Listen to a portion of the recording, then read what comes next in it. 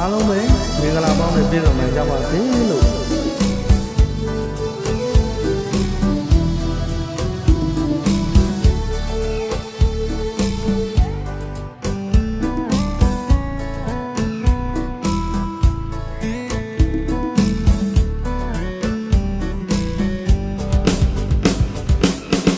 ခိုင်တဲ့လေးကိုမောင်ပိုင်ထားနေတယ်မိုင်းလေးလို့ကိုမငုံလို့တွေ့ရတယ်ဒီစိတ်ကြီးမိခလေးရဲ့စိတ်ကြီးကြီးဘုံရွှေလာတသိတိုင်းရဲ့ရှုံးမြေကြရတဲ့ပွေလိုက်ရဲ့သူပါပွေနာ